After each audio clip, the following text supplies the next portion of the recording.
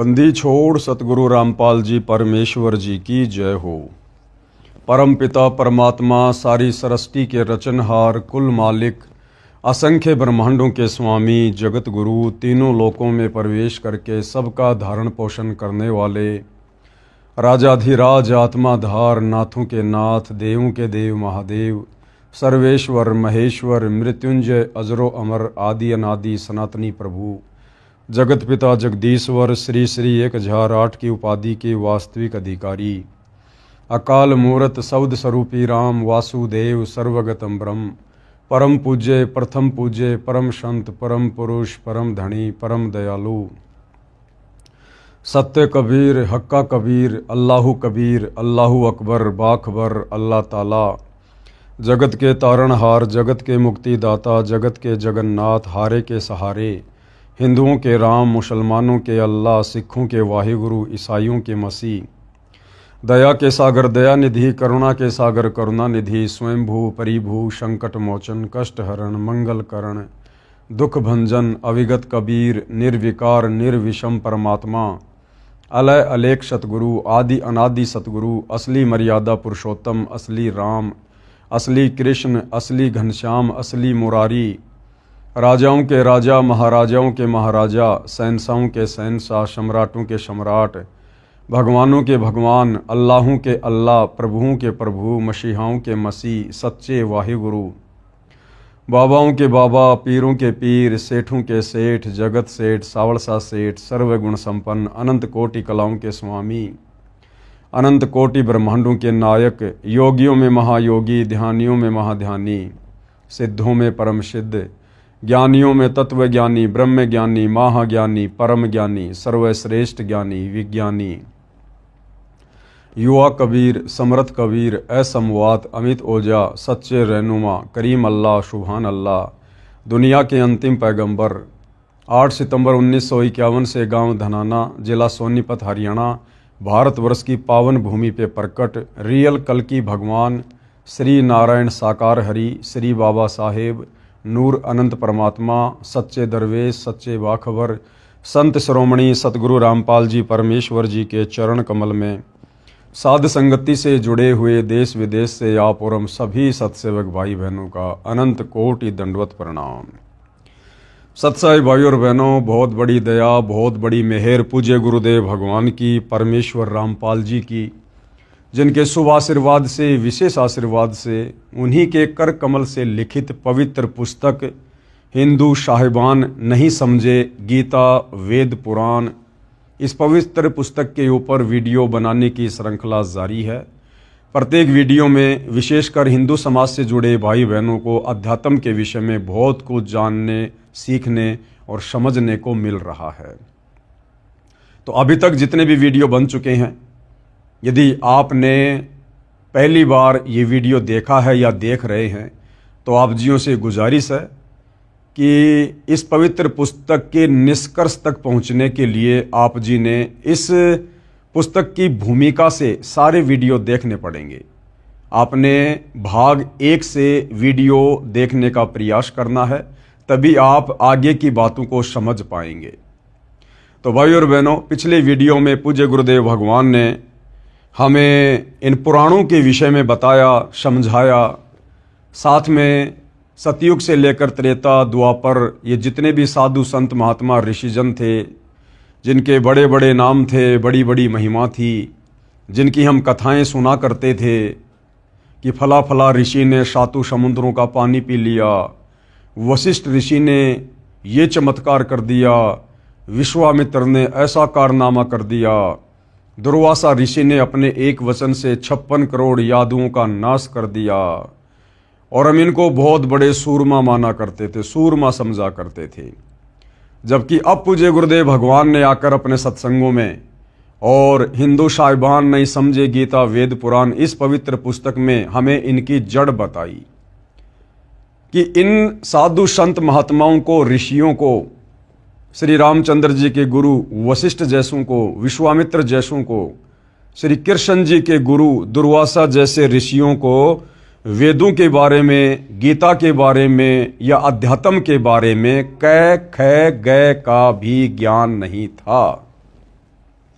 वेदों का हवाला देकर ये लोग केवल उआ बाई बका करते थे।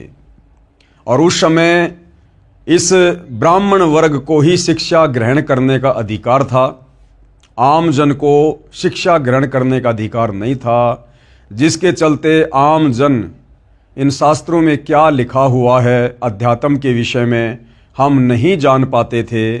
और जैसा भी ये हमारे धर्मगुरु, धर्म के मार्गदर्शक, ऋषि मुनि हमें बता दिया करते थे, हम लोग इनको परम विद्वान मानकर, संस्कृत के ज्ञाता मानकर, वेदों के मर्मज्ञ मानकर इनकी बातों पर विश्वास कर लिया करते थे। तो भाइयों और बहनों, अब जाकर इस कलयुग की बिचली पीढ़ी में स्वयं परम अक्षर ब्रह्म ने सतलोक से चलकर पृथ्वी पर तत्वदर्शी संत के रूप में सन 1994 से ये सारे धर्मशास्त्र दिखा दिखाकर, इन ऋषि महर्षियों की जीवनी दिखा दिखाकर इनकी आध्यात्मिक पोल पट्टी खोली है।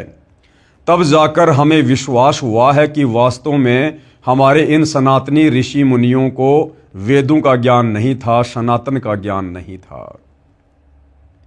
तो इस पुस्तक में अब आगे प्रश्नोत्तरी के माध्यम से सवाल किया जा रहा है कि ये पुराण क्या हैं, कैसे बने, और इन पुराणों में क्या वेदों के अनुसार ज्ञान नहीं है?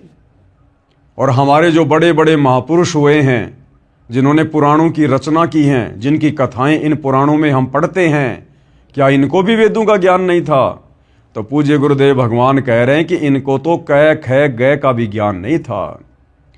तो भाइयों और बहनों, अब हम आगे बढ़ते हैं यथार्थता को समझने के लिए। प्रश्न नंबर 14, क्या पुराण शास्त्र नहीं है?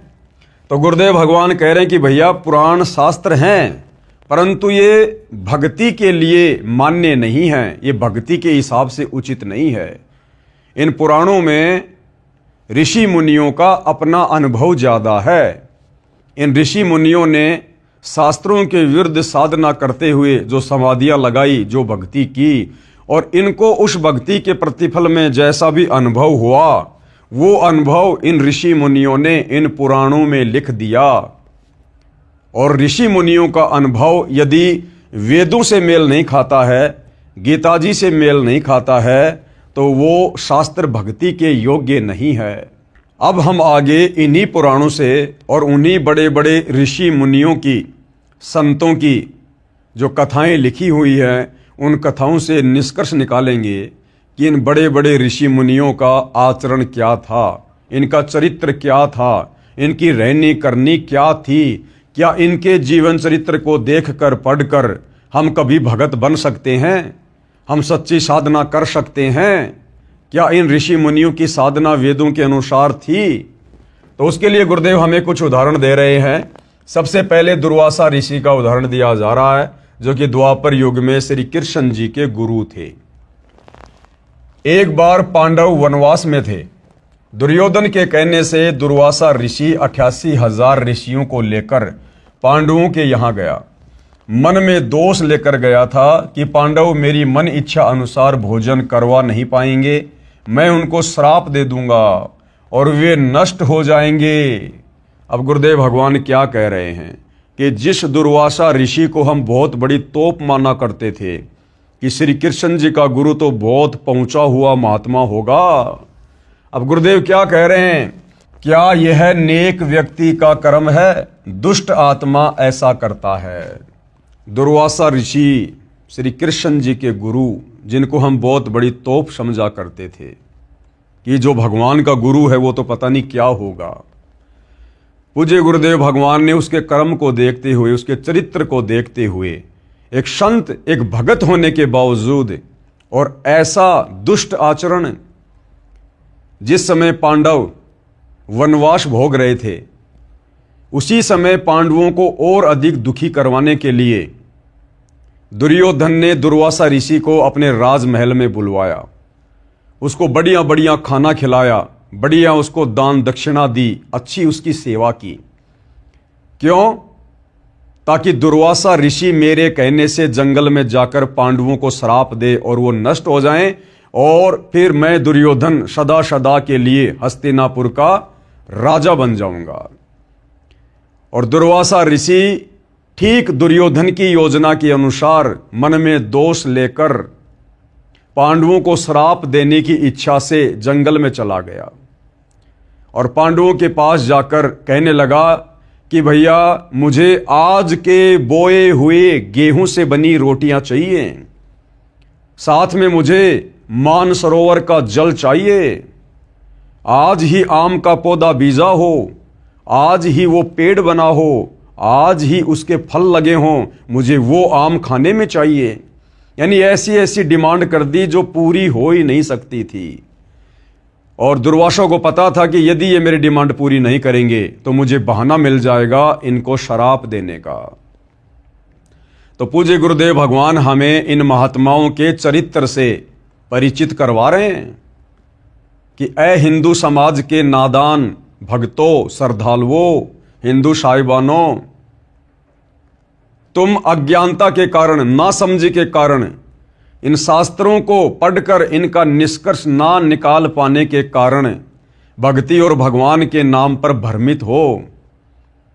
इन हमारे ज्ञानहीन धर्म गुरुओं ने जैसा हमारे को मन में आया वैसा ही भक्ति मार्ग पर चलाया और हमें शास्त्र विधि त्याग कर मनमाने आचरण पर लगा दिया और हमें इन पुराणों से मीठी मीठी कथा कहानियां सुनाकर ये अपनी रोजी रोटी का धंधा बनाए हुए थे। अब पता चलेगा भाई और बहनों कि असल में संत क्या होता है, असल में भगत क्या होता है, महात्माओं के लक्षण क्या होते हैं, ऋषि मुनियों का आचरण क्या होता है। तो द्वापर युग में श्री कृष्ण जी के धर्म गुरु ऋषि दुर्वासा, जिनकी महिमा पूरे संसार में अब पता चल रहा है, परम अक्षर ब्रह्म तत्वदर्शी संत सतगुरु रामपाल जी के माध्यम से। अब बताओ इन पुराणों को पढ़कर आप और हम क्या शिक्षा ग्रहण करेंगे, कहां तक हम अध्यात्म में जा सकते हैं। अगर हम इनकी कथाएं पढ़ेंगे दुर्वासा जैसे ऋषियों की, तो हमारे अंदर भी ये कथाएं पढ़ने के चलते इन्हीं के गुण आएंगे, हमारे अंदर भी दुष्टता आएगी, धोखाधड़ी का भाव आएगा। तो बताओ भाई और बहनों, इन पुराणों को पढ़ने के चलते और इन पुराणों के अनुसार भक्ति साधना यदि हम करेंगे तो क्या हम कभी भी मुक्ति को प्राप्त करेंगे? कभी नहीं कर सकते। तो दुर्वासा ने सोचा कि मुझे भोजन वो करवा नहीं पाएंगे मेरी इच्छा अनुसार और वे नष्ट हो जाएंगे। अब गुरुदेव कह रहे हैं क्या यह नेक व्यक्ति का कर्म है? क्या एक नेक व्यक्ति ऐसा करेगा? एक सामान्य व्यक्ति भी ऐसा नहीं कर सकता, जबकि ये तो अपने आप को बहुत बड़े महात्मा समझते थे। दुष्ट आत्मा ऐसा कार्य करता है। विचार करो, क्या कह रहे हैं गुरुदेव कि पुण्यात्माओं विचार करो। दुर्वासा महान तपस्वी था, दुर्वासा तप किया करता था, घोर तप। तप के कारण उसके अंदर सिद्धियां आ जाती थी और सिद्धियों का नाजायज फायदा उठाते हुए किसी को आशीर्वाद देकर लाभ दे देता था तो किसी के ऊपर नाराज होकर उसको श्राप दे दिया करता था, जिस कारण से डरता हुआ समाज इनके आगे नत मस्तक रहता था। समाज इन लोगों की इज्जत इनके गुणों के चलते नहीं करता था, इनकी भक्ति के चलते नहीं करता था, इनके अच्छे आचरण के चलते नहीं करता था। इन लोगों से डरते हुए ये राजा लोग और आम जन इनका आदर सत्कार किया करते थे कि कहीं ये महात्मा गुस्से में आकर हमें कोई शराप ना दे दे और हमारा सत्यानाश ना हो जाए।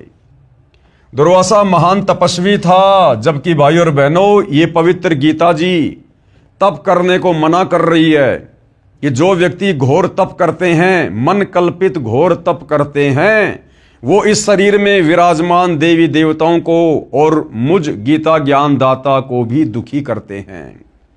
तो ये दुर्वासा तो वेदों के विरुद्ध साधना किया करता था, वेदों के विरुद्ध। दुर्वासा महान तपस्वी था। उस घोर तप करने वाले पापाचारी नराधम ने क्या जुल्म करने की ठानी। दुर्वासा को गुरुदेव ने उसके आचरण के चलते नराधम की संज्ञा दी है, यानी नरों में नीच, इंसानों में नीच व्यक्ति। दुखियों को और दुखी करने के मकसद से गया। वो पांडव बेचारे पहले से ही जंगल में वनवास भोग रहे थे, महादुखी थे, और दुर्योधन के कहने से वो दुर्वासा उन पांडवों को जो पहले से दुखी थे उनको और अधिक दुखी करने के मकसद से चला गया। तो बताओ, ऐसा आदमी नराधम नहीं होगा, पापाचारी नहीं होगा, दुष्ट आत्मा नहीं होगा, तो और क्या होगा? क्या ये राक्षसी कर्म नहीं था? क्योंकि राक्षस ही दूसरों को बेवजह दुखी किया करते थे। क्या यह क्रूर कर्मी नराधाम नहीं था? आगे क्या कह रहे हैं गुरुदेव? इसी दुर्वासा ऋषि ने बच्चों के मजाक करने से क्रोधवश यादवों को श्राप दे दिया। एक बार क्या हुआ, श्री कृष्ण जी का बेटा प्रद्युम्न अपने कुछ साथियों के साथ में दुर्वासा ऋषि की परीक्षा लेने के लिए, कि सुना है दुर्वासा ऋषि बड़ा तपस्वी है, बड़ा अंतर्यामी है, तीनों लोकों की जानता है।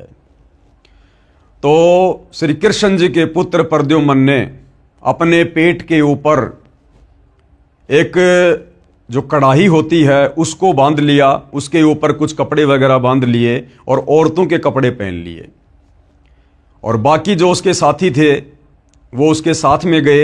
एक उसका नकली पति बना दिया गया और दुर्वासा ऋषि के पास गए और उन्होंने कहा कि महात्मा जी, बड़े दिनों के बाद में इस बहन को गर्भ रहा है, परिवार को बड़ी खुशी है, वो ये जानना चाहते हैं कि इसके गर्भ में लड़का है या लड़की है, इसके गर्भ में क्या है, इसके गर्भ से क्या होगा। तो दुर्वासा ऋषि ने अपनी दिव्य दृष्टि से देखा तो पता चला कि ये तो मेरे साथ मजाक करने आए हैं। इतनी सी बात पर वो दुर्वासा ऋषि क्रोधित हो गया, आग बबूला हो गया, आंखें लाल कर ली, चिमटा हाथ में उठा लिया और श्राप दे दिया कि बताऊं क्या होगा? यादव कुल का नाश होगा, सत्यानाश होगा। और भाइयों और बहनों, इतिहास गवाह है, दुर्वासा ऋषि के उसी श्राप के चलते आगे चलकर श्री कृष्ण जी समेत पूरा यादव कुल, यानी 56 करोड़ यादव, जिसमें श्री कृष्ण जी समेत उनके बेटे बेटियां, उनकी पत्नी, उनका परिवार, उनके रिश्तेदार, सब लोग आपस में लड़ झगड़ कर कट कट कर यमुना के किनारे प्रभास क्षेत्र में समाप्त हो गए।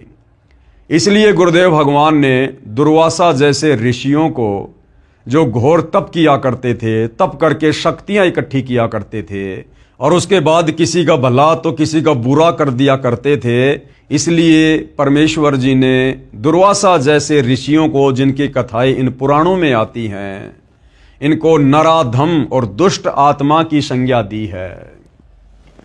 इसी दुर्वासा ऋषि ने बच्चों के मजाक करने से क्रोधवश यादवों को श्राप दे दिया। बताओ, गलती तो करी कुछ एक बच्चों ने, 5-7 बच्चों ने, और श्राप दे दिया 56 करोड़ यादवों को। गलती 3-4 बच्चों ने, यानी प्रद्युम्न पुत्र श्री कृष्ण आदि ने की, और श्राप पूरे यादव कुल का नाश होने का दे दिया। दुर्वासा के श्राप से 56 करोड़, यानी 56 करोड़ यादव आपस में लड़कर मर गए। श्री कृष्ण जी भी मारे गए। क्या ये राक्षसी कर्म दुर्वासा का नहीं था? और ऐसे राक्षसी कर्म करने वाले संतों की, महंतों की, ऋषियों की कथाएं सुनकर क्या हम मोक्ष प्राप्त कर सकते हैं? इसलिए भाइयों और बहनों, ये जो पुराण हैं, इन पुराणों की कथाएं, इन पुराणों का ज्ञान वेदों के विरुद्ध है, गीता जी के विरुद्ध है, और इनके ऊपर अमल करने से हम कभी भी अध्यात्म की ऊंचाइयों को नहीं छू सकते। अन्य पुराणों की रचना करने वाले ऋषियों के कारनामे सुनो, अन्य कर्म पुराण की रचना करने वाले ऋषियों के सुनो। वशिष्ठ ऋषि ने एक राजा को राक्षस बनने का श्राप दे दिया। वशिष्ठ ऋषि जो त्रेता युग में विष्णु अवतार श्री रामचंद्र जी के गुरु थे, सोचिए उनका कितना बड़ा आदर सम्मान होगा, कितनी महिमा होगी। 3 लोक के स्वामी विष्णु अवतार रामचंद्र जी के गुरु, और उनके कर्म दुष्ट आत्मा जैसे, नराधम जैसे। वशिष्ठ ऋषि ने एक राजा को राक्षस बनने का श्राप दे दिया। वह राक्षस बनकर दुखी हुआ। वशिष्ठ ऋषि ने एक अन्य राजा को इसलिए मरने का श्राप दे दिया जिसने ऋषि वशिष्ठ से यज्ञ अनुष्ठान न करवाकर अन्य से करवा लिया। गुरुदेव ने सत्संग में बताया कि एक समय एक राजा ने यज्ञ करवाना था, और यज्ञ करवाने के लिए वो राजा पहले वशिष्ठ ऋषि के पास गया। तो वशिष्ठ ऋषि ने कहा कि भैया, मेरे पास तो पहले से एडवांस बुकिंग है, मैं तेरा यज्ञ 1 साल के बाद करूंगा। राजा वापस आ गया। राजा ने सोचा कि वशिष्ठ जी को तो काफी समय लगेगा, चलो मैं किसी दूसरे ब्राह्मण से, दूसरे ऋषि से यज्ञ करवा लेता हूं। उसने दूसरे ऋषि से यज्ञ करवा लिया। उधर से वशिष्ठ ऋषि भी आ गया कि चलो भाई, वो राजा आया था, उसका यज्ञ करने के लिए चलते हैं। वहां आने के बाद वशिष्ठ को पता चला कि राजा ने तो यज्ञ करवा लिया, राजा का तो यज्ञ चल रहा है। इतनी सी बात से नाराज होकर दान दक्षिणा के चक्कर में, मान बढ़ाई के चलते, और वशिष्ठ ने उस राजा को श्राप दे दिया कि तेरी मृत्यु होगी। बताओ भाई और बहनों, ये भक्तों के लक्षण हैं, ये संतों के लक्षण है, ये ऋषि मुनियों के लक्षण है। अब सोचो, ऐसे ऋषि वशिष्ठ ने अपने शिष्य श्री रामचंद्र जी को भला क्या शिक्षा दी होगी। फिर उस राजा ने भी वशिष्ठ ऋषि को श्राप दे दिया, क्योंकि भक्ति कमाई तो राजाओं के पास भी होती थी। उस राजा ने भी वशिष्ठ को मरने का श्राप दे दिया। उधर से राजा ने भी शरीर छोड़ दिया, और फिर वशिष्ठ ऋषि को जो श्राप लगा था उसके चलते वशिष्ठ ऋषि को भी मरना पड़ा, उसने भी अपना शरीर छोड़ा। फिर दोबारा से कैसे उनको पुनर्जन्म मिला, उसकी कथा यहां गुरुदेव बता रहे हैं इन पुराणों में। वशिष्ठ ऋषि ने एक अन्य राजा को इसलिए मरने का श्राप दे दिया जिसने ऋषि वशिष्ठ से यज्ञ अनुष्ठान न करवाकर अन्य से करवा लिया। उस राजा ने वशिष्ठ ऋषि को मरने का श्राप दे दिया। दोनों की मृत्यु हो गई। वशिष्ठ जी का पुनः जन्म इस प्रकार हुआ जो पुराण कथा है। अब देखना भाई और बहनों, फिर दोबारा से वशिष्ठ ऋषि जी का जन्म कैसे हुआ। दो ऋषि जंगल में तपस्या कर रहे थे, ऊपर से एक मेनका आ गई, उर्वशी आ गई, अति सुंदर थी। उसके सौंदर्य को देखकर उन दोनों का वीर्यपात हो गया, और इस विधि से भाई और बहनों वशिष्ठ जी का पुनर्जन्म हुआ। वशिष्ठ जी का पुनर्जन्म इस प्रकार हुआ जो पुराण कथा है। दो ऋषि जंगल में तप कर रहे थे। एक अप्सरा स्वर्ग से आई, बहुत सुंदर थी। उसे देखने मात्र से दोनों ऋषियों का वीर्य संकलन यानी वीर्यपात हो गया। अब ये थे भाई और बहनों हमारे ऋषि महात्मा, ये दो ऋषि जो जंगल में तपस्या कर रहे थे। ऋषि यानी भगत, साधक। और क्यों गए थे वो जंगल में अपना घर परिवार छोड़कर? भगवान प्राप्त करने के लिए, साधु बनने के लिए, भक्ति करने के लिए। और वहां जाने के बाद फिर क्या हुआ? बन गए फिर वो भगत। दो ऋषि जंगल में तप कर रहे थे। एक अप्सरा स्वर्ग से आई, बहुत सुंदर थी। उसे देखने मात्र से दोनों ऋषियों का वीर्य संकलन यानी वीर्यपात हो गया। दोनों ने बारी बारी जाकर झोपड़ी में रखे खाली घड़े में वीर्य छोड़ दिया। उससे एक तो वशिष्ठ ऋषि वाली आत्मा का पुनर्जन्म हुआ, नाम वशिष्ठ ही रखा गया। दूसरे का कुंभज ऋषि नाम रखा जो अगस्त ऋषि कहलाया। अब देख लो भाई और बहनों, वशिष्ठ ऋषि और अगस्त ऋषि जिसने एक घूंट में 7 समुद्र पी लिए थे। इस प्रकार से इनकी उत्पत्ति हुई है। यानी इनके जो पैदा करने वाले थे उन दोनों ऋषियों का क्या चरित्र था। अब उनमें से कुछ गुण तो वशिष्ठ और अगस्त में भी आएंगे ना। तो इस प्रकार से फिर इनका पुनर्जन्म हुआ। ये कथाएं भाई और बहनों हम इन पुराणों में पढ़ा करते थे। ये काम सूत्र की कथाएं ज्यादा और भक्ति की कम। विश्वामित्र ऋषि के कर्म, और विश्वामित्र जो सतयुग में हुए थे, विश्वामित्र उसके विषय में कहा जाता है कि उससे बड़ा कोई तपस्वी नहीं था। स्वर्ग के देवता भी उससे डरा करते थे, घबराया करते थे। उस विश्वामित्र ऋषि के क्या कर्म थे, उस भगत के क्या कर्म थे। क्या इन साधु संतों के आचरणों को फॉलो करके हम कभी भी भक्ति मार्ग में सफल हो सकते हैं? हमने यही निष्कर्ष निकालना है भाई और बहनों कि ये जितने भी साधु संत महात्मा थे, क्या इनकी साधना वेदों के अनुसार थी? क्या इनकी भक्ति क्रिया वेदों के अनुसार थी? इन सब ने तप किए, घोर तप किए, मनमाना आचरण किया, वेद विरुद्ध साधना की, जो आज गीता जी बिल्कुल मना कर रही है। तो गीता और वेदों के विरुद्ध जंगलों में जाकर तप करने वाले भला काहे के भगत, काहे के साधक? तो विचार करने की बात यह है, जब इन बड़े बड़े तपस्वियों ने, ऋषियों ने वेद विरुद्ध साधना की तो भला इनकी मुक्ति कैसे हुई होगी? और मुक्ति नहीं हुई तो फिर इनको 84 लाख योनियों में भी जाना पड़ा। गधे कुत्ते सूअर के शरीर भी भोगने पड़े, इनको नरक भी भोगना पड़ा। विश्वामित्र ऋषि के कर्म, राज त्याग कर जंगल में गया, घोर तप किया। बताओ किसने शिक्षा दे दी कि भैया जंगल में भक्ति होती है? राज्य त्याग कर जंगल में चला गया भक्ति करने के लिए, और फिर वहां भक्ति नहीं करी, फिर बकवादों में लग गया। बकवादों में फिर किस लिए गया था भाई जंगल में? राज त्याग कर जंगल में गया। अब देखो भाई और बहनों, गीता जी तो साफ साफ कह रही है कि अर्जुन कर्म योगी बनकर भक्ति कर। कर्म योगी का मतलब होता है अपना काम भी कर और अपनी भक्ति भी कर। और गीता जी कह रही है कि कर्म सन्यासी बनकर जो भक्ति करेगा उसकी भक्ति कभी सफल नहीं होगी। कर्म सन्यासी यानी कार्य करना नहीं और भक्ति करने के लिए जंगलों में चला गया। तो गीता जी कह रही है कि कर्म सन्यासी से कर्म योगी बेहतर है। कर्म योगी यानी काम करते करते भक्ति करने वाले की भक्ति सफल होती है। तो राज त्याग कर जंगल में जाना ये वेद विरुद्ध है, गीता विरुद्ध है। जंगल में भगवान कोई पेड़ के थोड़ी बंधा हुआ है जो जाते खोल के ले आएगा। घोर तप किया। अब गीता जी तप करने के लिए भी मना कर रही है। गीता ज्ञान देने वाला ब्रह्म साफ साफ कह रहा कि तप करने वाले तो मुझे भी दुखी करते हैं, उनको तो मैं आसुरी योनियों में डालता हूं और नरक में डालता हूं उनको। तो क्या साधना की थी भाई और बहनों हमारे इन ऋषियों ने, जिनका आज तक हम आध्यात्मिक नादानी के चलते गुणगान कर रहे हैं और सिद्धियां प्राप्त की। वशिष्ठ ऋषि ने उसे राज ऋषि कहा, यानी विश्वामित्र जी राज त्याग कर जंगल में चले गए, घोर तप किया, सिद्धियां प्राप्त की। उसके बाद में वशिष्ठ ऋषि ने उसे राज ऋषि कहा।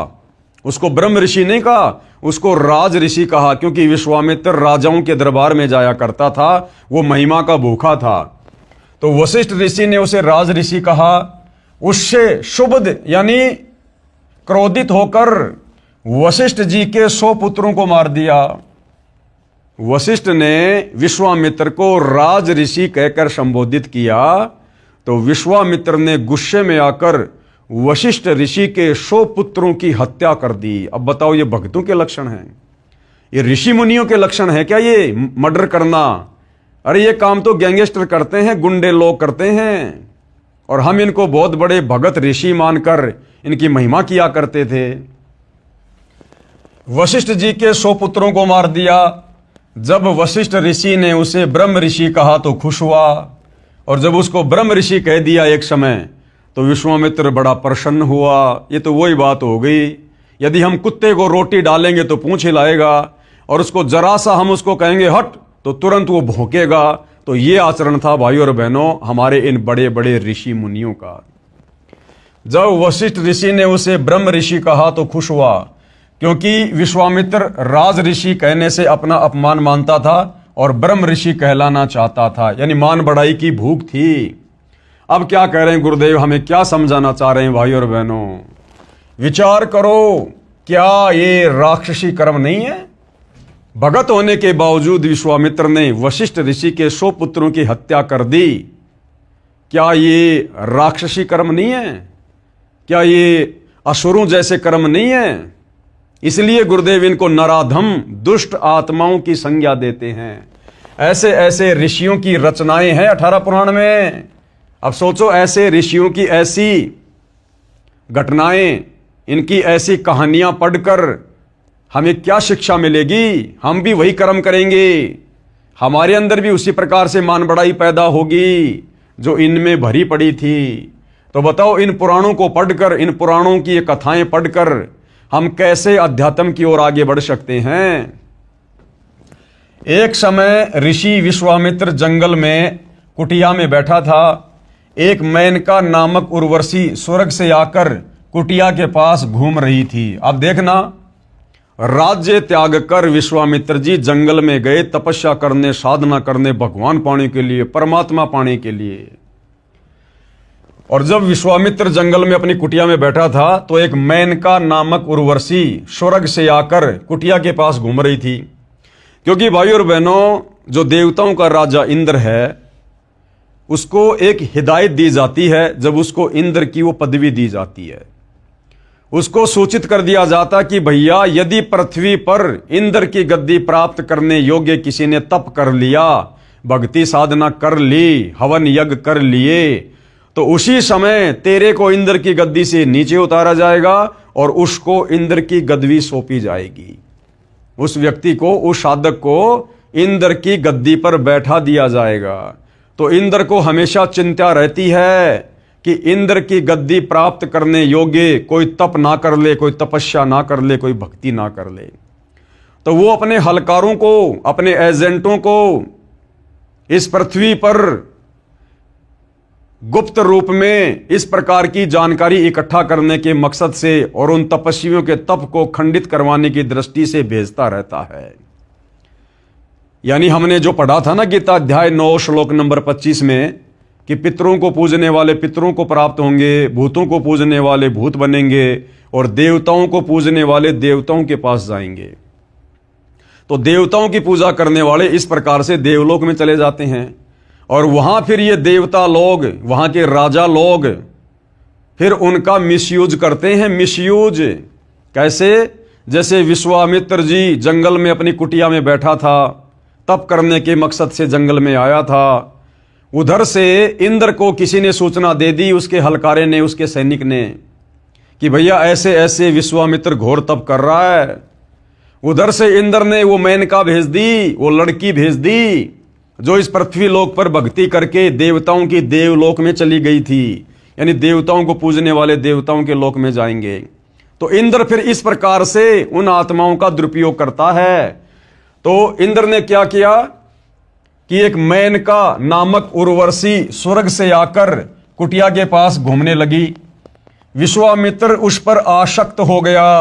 बताओ, राज्य छोड़कर गया था, बाल बच्चे छोड़कर गया था, अपनी जो पत्नियां थी उनको छोड़ छाड़ के गया था कि मैं भक्ति करूंगा, भगत बनूंगा, और जंगल में जाकर फिर वही कुकर्म करने लग गया। उस मेनका की सुंदरता को देखकर उसके ऊपर आसक्त हो गया और उससे शारीरिक संबंध बनाए। विश्वामित्र उस पर आसक्त हो गया, पति पत्नी व्यवहार किया, यानी शारीरिक संबंध बनाए। एक कन्या का जन्म हुआ, नाम शकुंतला रखा। कन्या जब 6 महीने की हुई तो उर्वशी स्वर्ग में चली गई। बोली मेरा काम हो गया, तेरी औकात का पता करने इंद्र ने भेजी थी, वह देख ली। जाते जाते उस मेनका ने क्या कहा कि मुझे तो इंद्र ने भेजी थी तेरी औकात का पता करने के लिए कि तू कितना बड़ा भगत है, तू कितना बड़ा तपस्वी है, तू घर छोड़कर, बाल बच्चों को छोड़कर भक्ति करने आया था या बकवाद करने आया था। भाई का इतना समूह हो गया, इतना समूह। कन्या 6 महीने की हुई तो उर्वशी स्वर्ग में चली गई। बोली मेरा काम हो गया, तेरी औकात का पता करने इंद्र ने भेजी थी, वो देख ली। कहते हैं विश्वामित्र उस कन्या को कण्व ऋषि की कुटिया के सामने रखकर फिर से गहरे जंगल में तप करने गया। कण्व ऋषि ने उस कन्या को पाल पोस कर राजा दुष्यंत से विवाह कर दिया।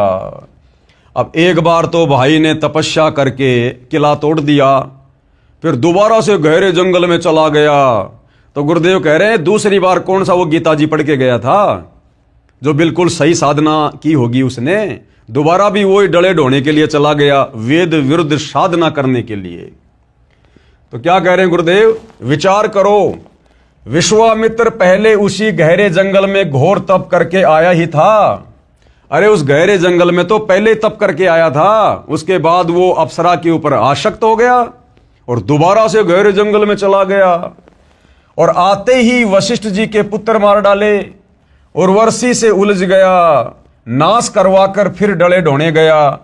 फिर क्या वह गीता पढ़कर गया था कि दूसरी बार जंगल में कौन सा वो गीता जी पढ़ के गया था जो बिल्कुल सही साधना करके आया होगा, वो ही डले उसने दोबारा से ढोए। उसी लोकवेद के अनुसार शास्त्र विधि रहित मनमाना आचरण किया। फिर विश्वामित्र ऋषि ने राजा हरिश्चंद्र से छल करके राज्य लिया। बताओ, फिर विश्वामित्र ने राजा हरिश्चंद्र से छल करके, धोखा करके और उसका राज्य छीन लिया। बेचारा राजा हरिश्चंद्र, उसका बेटा, उसकी पत्नी, उन्होंने कितने दुख उठाए। अब बताओ, हम इनको ऋषि मुनि कहें या हम इनको नराधम कहें, इनको साधु संत कहें या इनको पापात्मा कहें। क्या एक भगत, एक ऋषि कभी किसी को दुखी कर सकता है? कभी किसी के ऊपर इस प्रकार से पीड़ाओं का दौर शुरू कर सकता है? तो भाइयों और बहनों, ये सारी की सारी कथाएं इन पुराणों में लिपिबद्ध हैं और इन कथाओं को ये हमारे धर्म गुरु हमें बड़े लतीफेदार तरीके से सुनाया करते थे, ढोलक पेटी की तर्ज पर, और हम बड़े प्रसन्न हुआ करते थे। वाह वाह वाह! आज सतगुरु रामपाल जी ने हमारी ज्ञान वाली आंखें खोलकर शास्त्र अनुकूल सत भक्ति देकर अब हमें समझाया है, अब हमारी समझ में आया है कि ये जितने भी साधु संत महात्मा थे, ऋषि मुनि थे, जो वेद विरुद्ध साधना किया करते थे, घर त्याग कर, परिवार त्याग कर, ये तो केवल डले ढोया करते थे, डले। भक्ति नाम की कोई चीज नहीं थी इनके पास। ये तप करके, क्योंकि तप करने से सिद्धियां आ जाती हैं, सिद्धियां प्राप्त करके किसी का भला कर देते थे, किसी का बुरा कर दिया करते थे, और इस प्रकार जनता में भय व्याप्त करके, एक डर का माहौल पैदा करके ये राजाओं से बख्शिश ले लिया करते थे, राज दरबारों में पड़े रहा करते थे उनके धर्म गुरु बनकर। तो ये था हमारे इन ऋषि मुनियों का, तपस्वियों का चरित्र, जो आज सतगुरु रामपाल जी ने सर्व के समक्ष इन्हीं के जीवन चरित्र से, इन पुराणों से निकाल कर दिखा दिया है। फिर विश्वामित्र ऋषि ने राजा हरिश्चंद्र से छल करके राज्य लिया। राजा हरिश्चंद्र, उसकी पत्नी तारावती तथा पुत्र रोहतास के साथ अत्याचार किए। उसके बाद भाइयों और बहनों, अगस्त ऋषि का चमत्कार।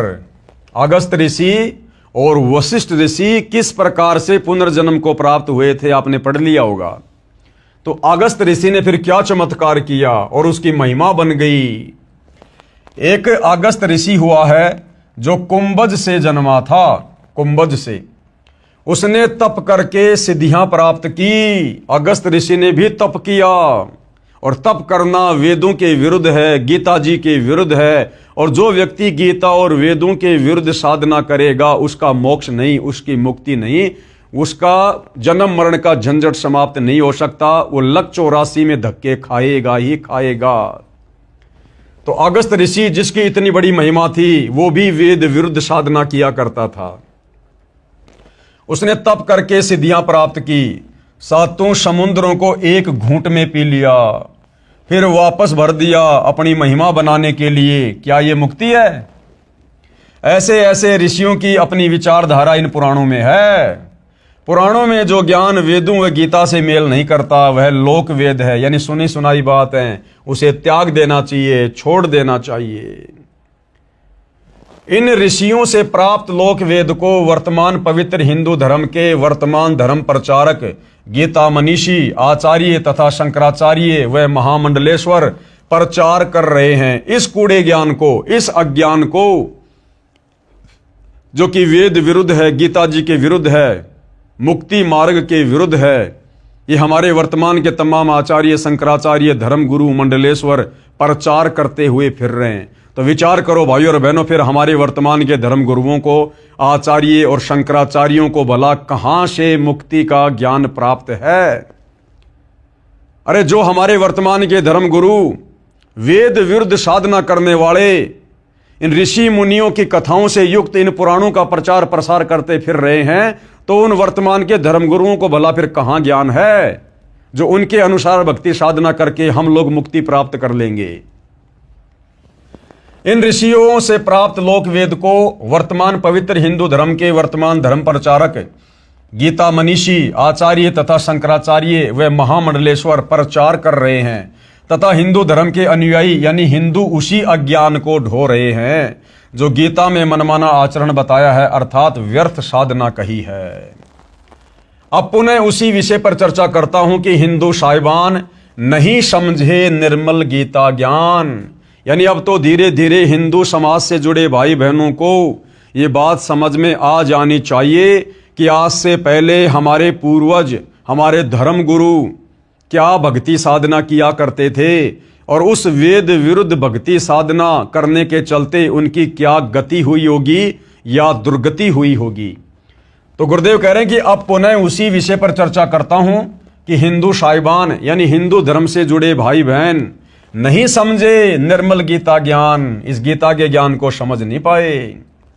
प्रश्न नंबर 15, हिंदू पक्ष। भक्ति व धर्म कर्म तो लगभग सब करते हैं, आप तथा आपके अनुयायी ही नहीं करते। यानी किसी ने सवाल किया हिंदू धर्म की ओर से सतगुरु रामपाल जी से कि भक्ति व धर्म कर्म तो लगभग सब करते हैं, आप कौन सतगुरु रामपाल जी, और आपके अनुयायी ही नहीं करते। आप कहना क्या चाहते हैं? आपकी बातों से लग रहा है कि आपके अतिरिक्त कोई ठीक से भक्ति नहीं करते। तो गुरुदेव ने क्या उत्तर दिया? यह सही है कि जो आप कह रहे हैं ना, ये बिल्कुल सत्य बात है। दास रामपाल दास यही कहता है कि विश्व में कोई भी गुरु मेरे अतिरिक्त शास्त्रोक्त साधना न तो स्वयं करता है और न ही अपने अनुयायियों से करवाता है। ये परम सत्य है, क्योंकि उनको अपने अपने शास्त्रों का ज्ञान ही नहीं है। किनको? हिंदू धर्म गुरुओं को। उनको अपने अपने शास्त्रों का यानी गीता और वेदों का ज्ञान ही नहीं है। आप निम्न बातें नोट करो और बताओ। प्रश्न नंबर 16, क्या आप बता सकते हैं गीता अध्याय 18 श्लोक 62 में गीता बोलने वाले प्रभु ने अपने से अन्य किस परमेश्वर की शरण में जाने को कहा है? तो गुरुदेव ने सवाल किया कि भैया क्या आप और आपके धर्मगुरु बता सकते हैं कि गीता का ज्ञान देने वाले भगवान ने, जिसको तुम श्री कृष्ण जी कहते हो, विष्णु कहते हो, असल में वो ब्रह्म है जो श्री कृष्ण जी के शरीर में प्रेत की तरह प्रवेश करके महाभारत के युद्ध में गीता जी का ज्ञान बोल रहा है। तो गीता का ज्ञान बोलने वाला वो भगवान गीता अध्याय 18 श्लोक नंबर 62 में अपने से अन्य और किस भगवान की शरण में जाने को अर्जुन को कह रहा है? क्या पता है तुम्हारे धर्मगुरुओं को? क्या पता है हिंदू समाज के श्रद्धालुओं को? किसी को नहीं पता, किसी को नहीं पता। तो बताओ फिर सतगुरु रामपाल जी के अलावा गीता और वेदों का ज्ञान वर्तमान में फिर है किसको? क्या आप बता सकते हैं गीता अध्याय 18 श्लोक 62 में गीता बोलने वाले प्रभु ने अपने से अन्य किस परमेश्वर की शरण में जाने को कहा है? उत्तर हिंदुओं की ओर से श्री कृष्ण यानी श्री विष्णु जी ने अपनी शरण में आने को कहा है। श्री विष्णु जी से ऊपर कोई शक्ति यानी सत्ता अर्थात भगवान ही नहीं है। फिर अपने से अन्य की शरण में जाने को कहने का प्रश्न ही नहीं है। प्रश्न नंबर 17 यानी हिंदुओं से फिर सवाल किया गया है कि आपको शास्त्रों का ज्ञान नहीं है, इसलिए आप ऐसी बातें कह रहे हो। अन्यथा गीता अध्याय 18 श्लोक नंबर 62 में गीता ज्ञान देने वाले भगवान ने, जिसे आप श्री कृष्ण समझो या विष्णु समझो, साफ साफ कह रहा कि अर्जुन, अगर तुझे जन्म मरण से पूर्णतया छुटकारा चाहिए तो उस परम अक्षर ब्रह्म की शरण में चला जा, उस सनातन परम धाम को प्राप्त कर, और उसके लिए अध्याय 4 श्लोक नंबर 34 के अनुसार किसी तत्वदर्शी संत की खोज कर ले। भैया मेरे पास वो भक्ति नहीं है। तो प्रश्न 17, आपको शास्त्रों का ज्ञान नहीं है, इसलिए आप ऐसी बातें कह रहे हो। उत्तर हिंदू पक्ष अब उत्तर दे रहा है कि मैं 40 वर्ष से धार्मिक ग्रंथों गीता व पुराणों को पढ़ता आ रहा हूं, मुझे पूर्ण ज्ञान है। प्रश्न 18 हिंदू पक्ष की ओर से, प्रमाण दिखाओ जो बातें आप कह रहे हो कि श्री विष्णु जी से ऊपर श्री देवी जी व उससे ऊपर काल ब्रह्म है, काल ब्रह्म से ऊपर परम अक्षर ब्रह्म है। तो उत्तर दे रहे हैं गुरुदेव भगवान, आप झूठ कह रहे हो कि श्री विष्णु जी से ऊपर कोई परमात्मा यानी शक्ति नहीं है। गुरुदेव भगवान कह रहे हैं कि हे नादान, श्री विष्णु जी से ऊपर तो बहुत शक्तियां हैं। अब ये प्रमाण करके दिखाएंगे गुरुदेव भगवान हिंदू शास्त्रों से। पेश है प्रमाण के लिए संक्षिप्त श्रीमद् देवी भागवत पुराण के प्रथम स्कंद के अध्याय 4 पेज नंबर 44 और 45 की फोटोकॉपी, जिसमें श्री विष्णु जी ने कहा है कि मैं देवी दुर्गा अष्टंगी की भक्ति करता हूं। जो हिंदू भाई ये कहते हैं ना कि श्री विष्णु जी से ऊपर और कोई भगवान नहीं, कोई परमात्मा नहीं है, ये अजन्मा है, अनादि है, सर्वेश्वर है, महेश्वर है, तो भैया हमारे धर्मशास्त्रों में श्रीमद् देवी भागवत पुराण प्रथम स्कंद चौथा अध्याय पेज नंबर 44 और 45 इसकी फोटो कॉपी दिखाई जा रही है भाई, जिसमें श्री विष्णु जी स्वयं स्वीकार कर रहे हैं कि मैं देवी दुर्गा से ऊपर किसी को परम शक्ति नहीं मानता। यानी मेरे से ऊपर तो देवी दुर्गा है और देवी दुर्गा से ऊपर मैं किसी को परमात्मा नहीं मानता, और मैं तो खुद देवी दुर्गा की भक्ति करता हूं। तो विष्णु जी से ऊपर तो देवी दुर्गा हो गई। फिर आगे चलकर देवी दुर्गा कह रही है कि मेरी भक्ति भी छोड़ दो, तुम ब्रह्म की भक्ति करो, ब्रह्म की भक्ति जो कि ब्रह्मलोक में रहता है, ओम उसका मंत्र है। फिर आगे चलकर गीता में वो ब्रह्म भी अध्याय 18 श्लोक नंबर 62 में मना कर रहा कि भैया अगर पूर्ण मुक्ति चाहिए तो परम अक्षर ब्रह्म की शरण में जा। तो ये है भाइयों और बहनों श्रीमद् देवी भागवत पुराण पहला स्कंद चौथा अध्याय, और इसका पेज नंबर है ये 44। ब्रह्मा जी ने पूछा प्रभु, यानी एक बार श्री ब्रह्मा जी ने विष्णु जी से पूछा, जब विष्णु जी तपस्या कर रहे थे तो ब्रह्मा जी ने पूछा प्रभु आप देवताओं के अध्यक्ष, जगत के स्वामी और भूत भविष्य एवं वर्तमान सभी जीवों के एकमात्र शासक हैं। अब बताओ, ब्रह्मा जी को भी अध्यात्म ज्ञान नहीं है, क्योंकि ब्रह्मा जी श्री विष्णु से ऊपर किसी को परमात्मा मान ही नहीं रहा था। और जब एक बार विष्णु जी तपस्या कर रहे थे, अब ये तपस्या करना गीता जी में मना है, वेदों में मना है। अब बताओ भाई और बहनों, आप हिंदू भाई बहनों के अनुसार यदि गीता जी का ज्ञान श्री कृष्ण उर्फ श्री विष्णु जी ने कहा है, तो भैया श्री विष्णु जी तो गीता जी में अर्जुन को तपस्या करने के लिए मना कर रहे हैं कि घोर तप करने वाले तो मुझे दुखी करते हैं, परेशान करते हैं, उनको तो मैं आसुरी योनियों में डालता हूं, भूत प्रेत और पितर की योनियों में डालता हूं। और वही तुम्हारा विष्णु तप कर रहा था जब ब्रह्मा जी उसके पास गया। तो इससे स्पष्ट होता है कि गीता जी का ज्ञान श्री विष्णु अर्थात श्री कृष्ण जी ने नहीं दिया। श्री कृष्ण और श्री विष्णु को तो पता ही नहीं गीता में बोला क्या गया है। श्री कृष्ण के शरीर में प्रेतवश प्रवेश करके इस काल ब्रह्म ने यह गीता जी का ज्ञान दिया। अन्यथा यदि श्री विष्णु जी ने ज्ञान दिया होता तो विष्णु जी तो भैया गीता में घोर तप करने के लिए मना कर रहे हैं। और यहां जब श्री ब्रह्मा जी ने देखा कि विष्णु जी तो तपस्या कर रहे हैं, तो ब्रह्मा जी को भी ज्ञान नहीं। ब्रह्मा जी श्री विष्णु जी को सबका भगवान कह रहा है कि आपसे बढ़कर और कौन भगवान है और आप किसकी प्राप्ति के लिए तपस्या कर रहे हैं। ब्रह्मा जी ने पूछा प्रभु आप देवताओं के अध्यक्ष, जगत के स्वामी और भूत भविष्य एवं वर्तमान सभी जीवों के एकमात्र शासक हैं, यानी स्वामी हैं, भगवान हैं। भगवान फिर आप क्यों तपस्या कर रहे हैं और किस देवता की आराधना में ध्यान मग्न हैं? मुझे असीम आश्चर्य तो ये हो रहा है कि आप देवेश्वर एवं सारे संसार के शासक होते हुए भी समाधि लगाए बैठे हैं। अब गीता और वेदों में कहीं है विधान समाधि लगाने का, तपस्या करने का, जो ये विष्णु जी कर रहे हैं?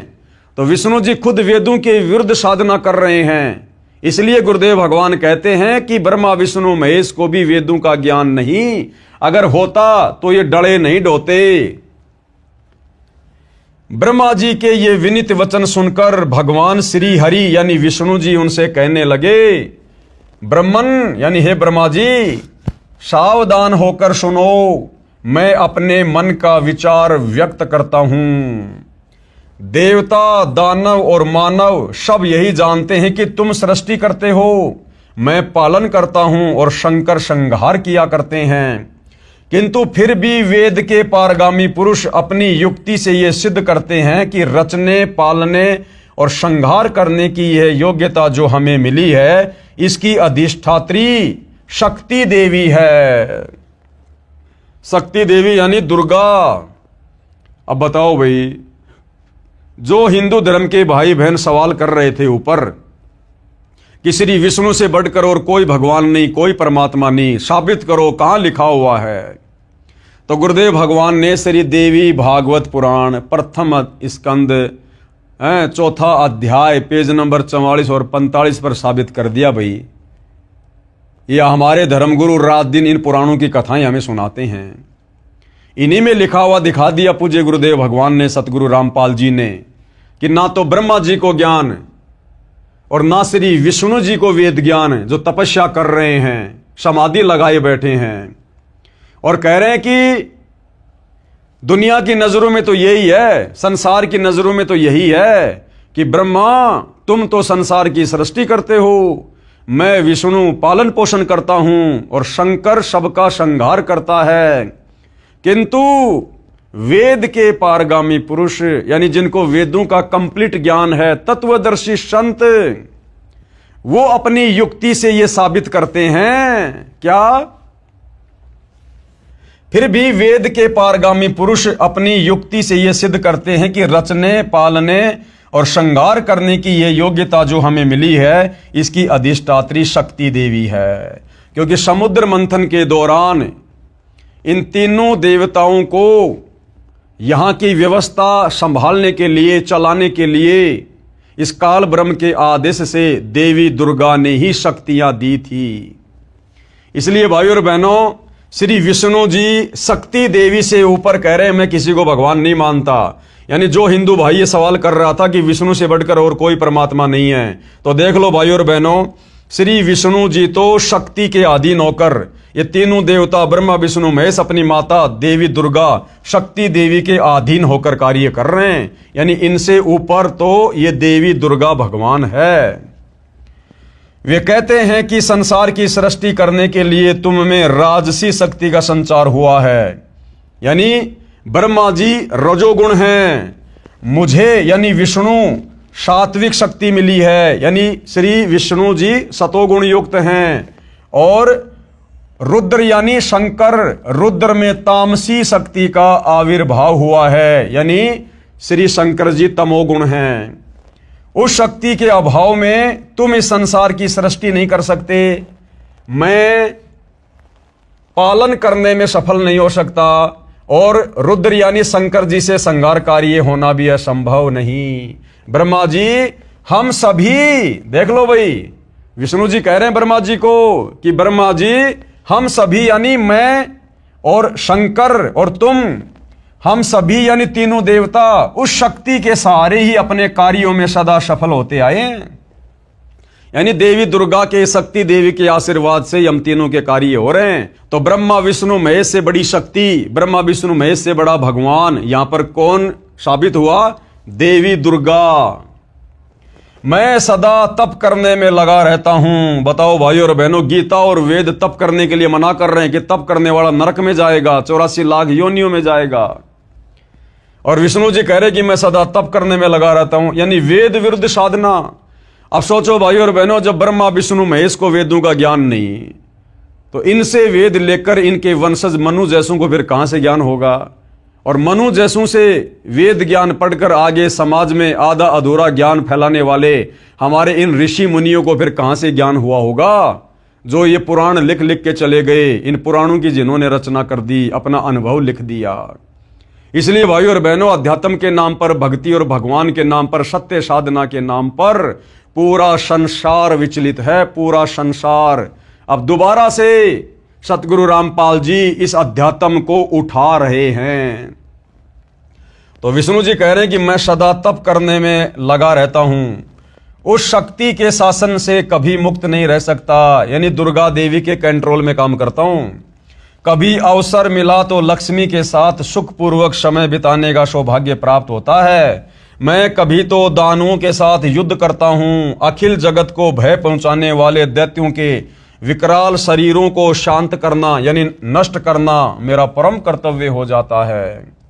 बताओ, बेचारा तप करके सिद्धियां प्राप्त करता है विष्णु, और सिद्धियां प्राप्त करके फिर सारी जिंदगी राक्षसों के साथ में लड़ाई झगड़ा करने में लगा रहता है।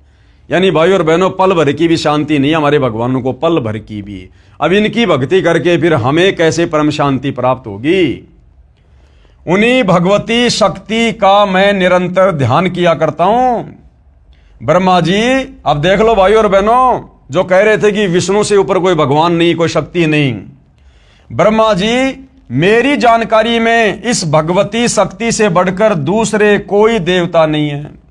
क्लियर कर दिया विष्णु जी ने कि मेरी जानकारी में इस भगवती शक्ति दुर्गा से बढ़कर और कोई भगवान नहीं, कोई देवता नहीं। यानी विष्णु जी ने अपने से ऊपर देवी दुर्गा को साबित कर दिया। जो भाई ये कह रहे थे सवाल करके कि विष्णु जी से ऊपर कोई भगवान नहीं, कोई परमात्मा नहीं, देख लो भाई, इन्हीं पुराणों में लिखा हुआ है। आगे क्या कह रहे हैं गुरुदेव भगवान, इस संक्षिप्त श्रीमद देवी भागवत के उल्लेख से हिंदू पक्ष का दावा गलत सिद्ध होता है।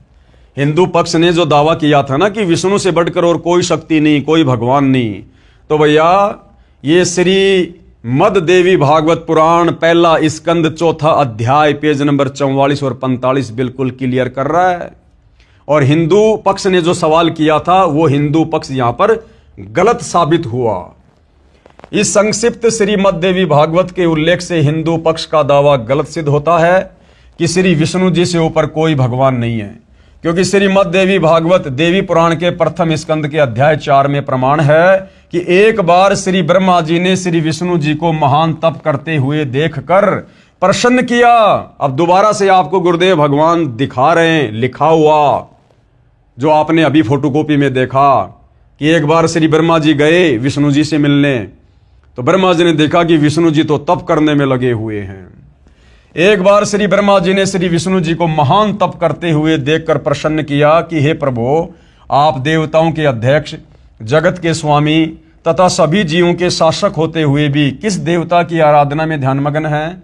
मुझे असीम आश्चर्य तो ये हो रहा है कि आप देवेश्वर यानी देवताओं में सर्वश्रेष्ठ एवं सारे संसार के शासक यानी मालिक स्वामी भगवान होते हुए भी समाधि लगाए बैठे हैं।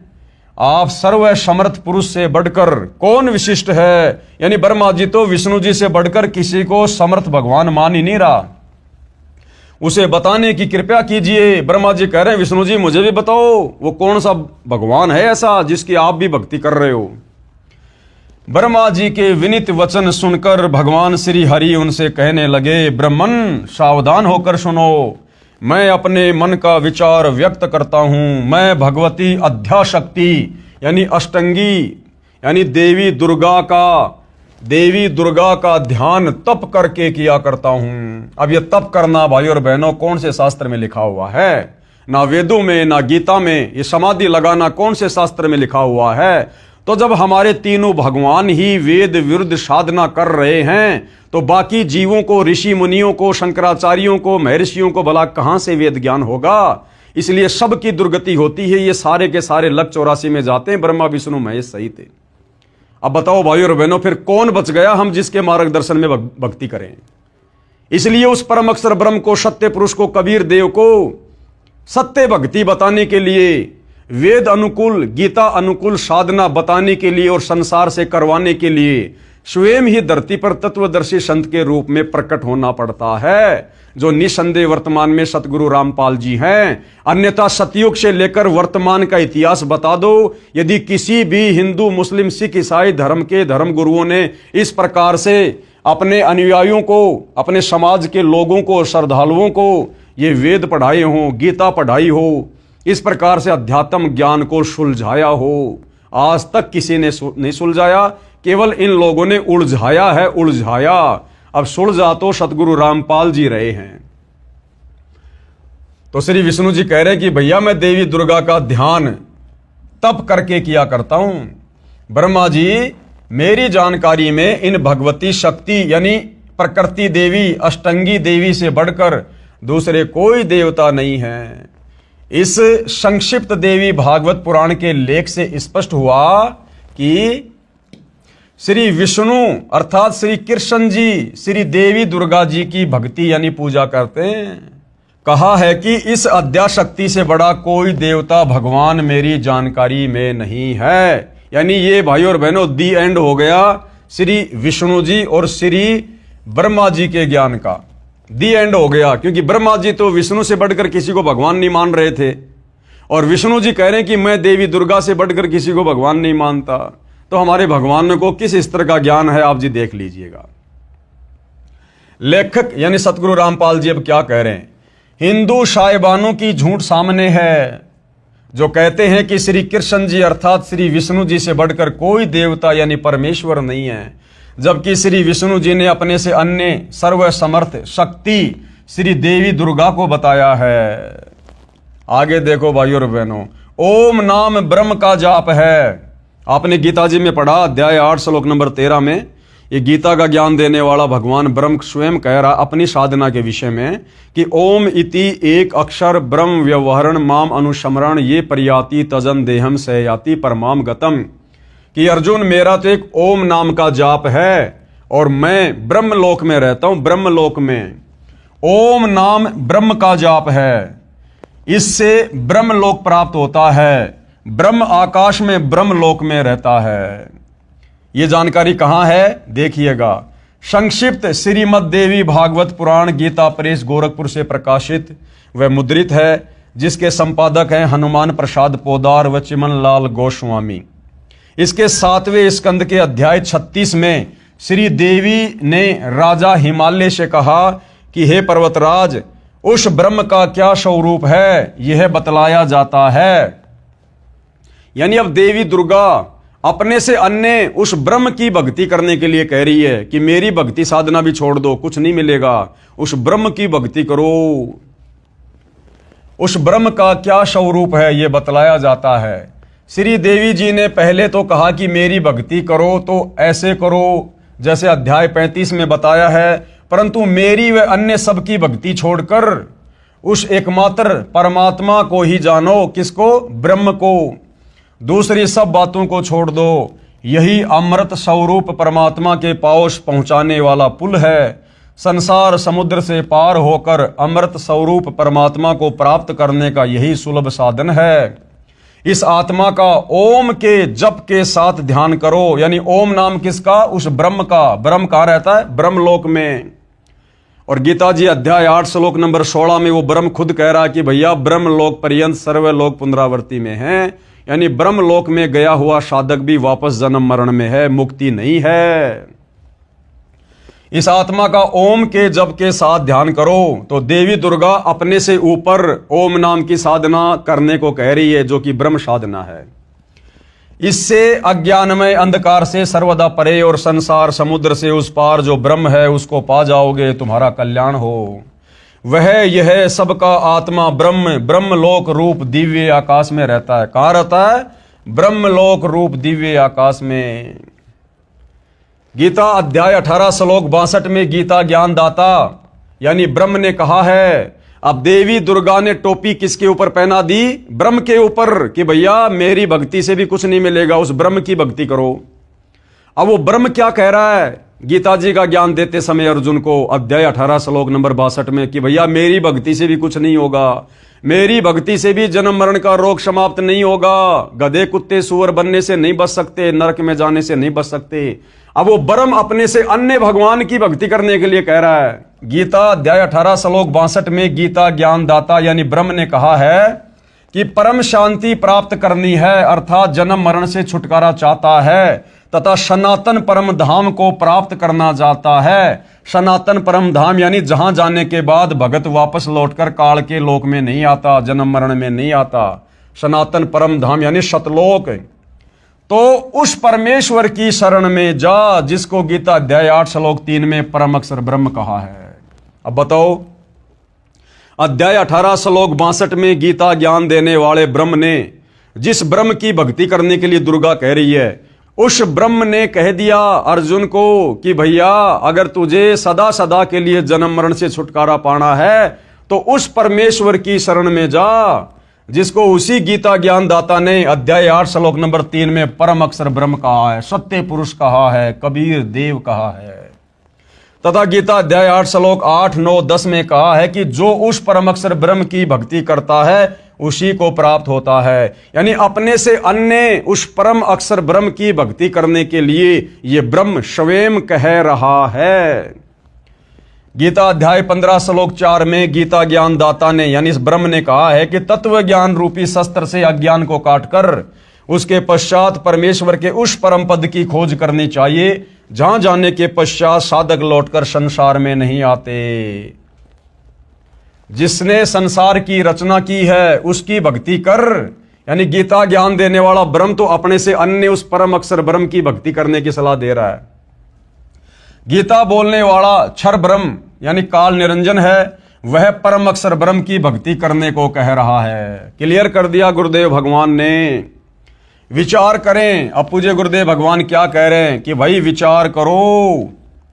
श्री कृष्ण जी अर्थात श्री विष्णु जी श्री देवी दुर्गा को सबसे बड़ी बता रहे हैं।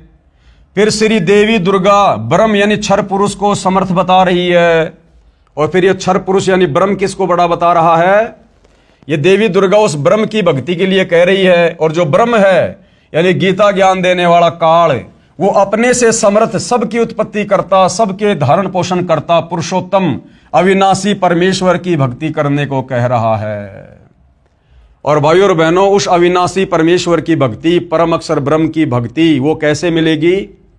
उसके लिए यही गीता का ज्ञान देने वाला ब्रह्म काल अध्याय 4 श्लोक नंबर 34 में कह रहा कि अर्जुन, उस तत्वदर्शी संत की शरण में जा, वो तुझे परम अक्षर ब्रह्म की भक्ति के विषय में तत्व ज्ञान बताएगा।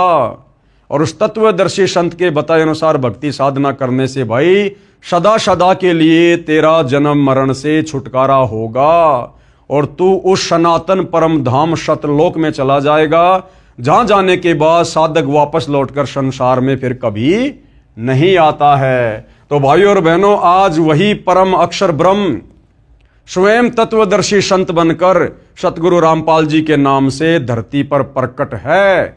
निसंदेह ये समस्त प्रमाण अपनी आंखों से देखकर आपको यकीन हो जाना चाहिए कि ऐसा निर्मल ज्ञान, ऐसा पाक साफ ज्ञान, ऐसा शुद्ध ज्ञान, ऐसा निर्णायक ज्ञान सतयुग से लेकर आज तक ना किसी ने दिया और ना आगे कोई दे पाएगा। तो पहचानने में भाई बहनों को देरी नहीं करनी चाहिए कि सतगुरु रामपाल जी क्या परम शक्ति है, और यदि इनकी शरण में आकर सत्य साधना नहीं की तो युगों युगों फिर इस काल ब्रह्म के जाल में फंसे रहेंगे, और इसी प्रकार से गधे कुत्ते सुअर के शरीर भोगते रहेंगे, नरक में कष्ट उठाते रहेंगे। इससे सिद्ध हुआ कि हिंदू गुरु साहिबानों को अपने सदग्रंथों का ही ज्ञान नहीं है। जिस अध्यापक को अपने पाठ्यक्रम की पुस्तकों का ही ज्ञान नहीं है तो वह विद्यार्थियों का भविष्य खराब कर रहा है। यानी हमारे धर्म गुरुओं को हिंदू धर्मशास्त्रों का ज्ञान नहीं है तो हिंदू समाज के आम जनों का भविष्य बर्बाद कर रहे हैं, उनसे बचना चाहिए। आगे क्या कह रहे हैं गुरुदेव? पेश है संक्षिप्त श्रीमद् देवी भागवत के 7वें स्कंद के अध्याय 36 के पेज 573 और 574 की फोटोकॉपी। यानी हर चीज का गुरुदेव भगवान हमें प्रमाण दे रहे हैं। अब ये देवी दुर्गा और राजा हिमालय की बातचीत जो आपने अभी मौखिक रूप से पढ़ी देखी, अब गुरुदेव भगवान इस देवी भागवत पुराण से दिखा रहे हैं। देवी के द्वारा हिमालय को ज्ञानोपदेश, ब्रह्म स्वरूप का वर्णन, यानी अपने से ऊपर उस ब्रह्म साधना के लिए देवी क्या कह रही है। श्री देवी जी कहने लगी, पर्वतराज इस प्रकार योग युक्त होकर मुझ ब्रह्म स्वरूपा देवी का ध्यान करें। ये ध्यान आसन पर भली भांति बैठकर अहेतु की भक्ति के साथ करना चाहिए। उस ब्रह्म का क्या स्वरूप है ये बतलाया जाता है। यानी पहले तो ये अपनी साधना बता रही है, फिर आगे कह रही है कि और सब बातों को छोड़ दे, यानी मेरी भक्ति साधना को भी छोड़ दे। और क्या कर? यह बतलाया जाता है जो प्रकाश स्वरूप सबके अत्यंत समीप में स्थित हृदय रूप गुहा में स्थित होने के कारण गुहाचर नाम से प्रसिद्ध और महान पद अर्थात परंपराएं है। जितने भी चेष्टा करने वाले, श्वास लेने वाले, आंखों को खोलने मूंदने वाले प्राणी हैं, सब उस ब्रह्म में ही समर्पित हैं, उसी में स्थित हैं। सत असत सब कुछ वही है, वही सबके द्वारा वर्ण करने योग्य सर्वोत्कृष्ट है, यानी उसी की पूजा करनी चाहिए। वह समस्त प्रजा के ज्ञान से परे है, अर्थात किसी की बुद्धि में आने वाला नहीं है। ये तुम जानो जो परम प्रकाश रूप है, जो सूक्ष्म से भी अत्यंत सूक्ष्म है, जिसमें संपूर्ण लोक और उन लोकों में निवास करने वाले प्राणी स्थित हैं। पढ़ते जाइए। 7वां स्कंद है संक्षिप्त देवी भागवत। ये अक्षर ब्रह्म है, वही सबके प्राण है, वही सबकी वाणी है और वही सबके मन है। वह यह परम सत्य और अमृत अविनाशी तत्व है। सौम्य उस वेदने योग्य लक्ष्य का तुम वेदन करो, मन लगाकर उसमें तन्मय हो जाओ। सौम्य उपनिषद में कथित महान अस्त्र रूप धनुष लेकर उस पर उपासना द्वारा तीक्ष्ण किया हुआ बाण संधान करो और फिर भावानुगत चित्त द्वारा उस बाण को खींचकर उस अक्षर रूप ब्रह्म को ही लक्ष्य बनाकर वेदन करो। प्रणव ओम धनुष है, जीवात्मा बाण है और ब्रह्म को उसका लक्ष्य कहा जाता है। परमाद रहित अत्यंत तत्परता से साधन संलग्न होकर उसका वेदन करना चाहिए और बाण के समान उसमें तन्मय हो जाना चाहिए। जिस ब्रह्म में स्वर्ग पृथ्वी अंतरिक्ष, स्वर्ग और पृथ्वी के बीच का आकाश, संपूर्ण प्राणों के सहित इंद्रिय युक्त मन बुद्धि स्वरूप अंतःकरण ओतप्रोत हैं, उस एकमात्र परमात्मा को ही जाने, दूसरी सब बातों को छोड़ दे। दुर्गा कह रही है कि मेरी भक्ति को भी छोड़ दो, उस ब्रह्म की साधना करो। क्या कह रही है दुर्गा? उस एकमात्र परमात्मा को ही जाने, दूसरी सब बातों को छोड़ दे। यही अमृत रूप परमात्मा के पास पहुंचाने वाला पुल है। संसार समुद्र से पार होकर अमृत स्वरूप परमात्मा को प्राप्त करने का यही सुलभ साधन है। इस आत्मा का ओम के जप के साथ ध्यान करो। ओम नाम किसका? इस ब्रह्म का, काल का। इससे अज्ञानमय अंधकार से सर्वदा परे और संसार समुद्र से उस पार जो ब्रह्म है उसको पा जाओगे, तुम्हारा कल्याण हो। यानी देवी दुर्गा को भी वेद ज्ञान नहीं, गीता वाला ज्ञान नहीं। अगर होता तो ये कभी भी ब्रह्म साधना करने की सलाह नहीं देती, क्योंकि ब्रह्म तो गीता जी में खुद अपनी साधना को अध्याय 7 श्लोक नंबर 18 में अनुत्तम यानी घटिया बता रहा है और अपने से अन्य किसी और भगवान की शरण में जाने को कह रहा है।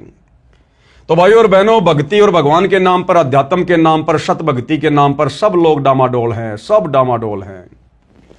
श्रीमद देवी भागवत श्री देवी पुराण के 7वें स्कंद के अध्याय 36 पेज 573-74 के इस उल्लेख से स्पष्ट है कि श्री देवी जी ने अपनी व अन्य सबकी साधना त्याग कर ब्रह्म की साधना करने को कहा है। किसकी साधना करने को कहा है? ब्रह्म की साधना।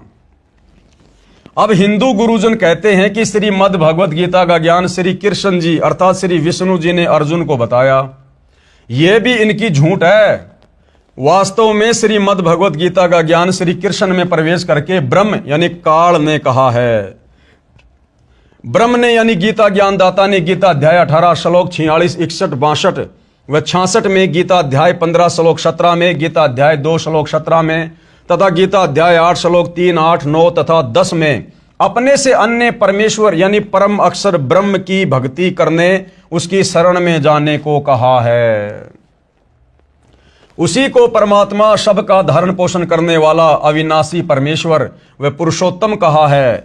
पढ़ें ये फोटोकॉपी गीता अध्याय 18 श्लोक 62 की, जो कि जय दयाल गोविंदका द्वारा अनुवादित है तथा भारत की प्रसिद्ध गीता प्रेस गोरखपुर से प्रकाशित व मुद्रित है। अब देखिएगा भाइयों और बहनों, ये ब्रह्म यानी ये काल ब्रह्म जिसने गीता जी का ज्ञान दिया है, ये अपने से अन्य गीता अध्याय 18 श्लोक नंबर 62 में किस परमेश्वर की शरण में जाने के लिए कह रहा है। अगर ये गीता ज्ञान देने वाला ही सर्वश्रेष्ठ परमात्मा होता, परमेश्वर होता, इसके पास मुक्ति का मार्ग होता, तो भला क्यों अपने से अन्य किसी और भगवान की शरण में जाने की सलाह अर्जुन को देगा। गीता अध्याय 18 श्लोक 62 की फोटोकॉपी, इसमें क्या बताया जा रहा है? तम एवं शरणम गच्छ सर्वे भावेन भारत तत्प्रसादात पराम शांतिम स्थानम प्रापेशी शाश्वतम। हे भारत यानी हे अर्जुन, तू सब प्रकार से यानी और सब साधनाओं को छोड़कर और सब भक्ति को छोड़कर उस परमेश्वर की ही शरण में जा।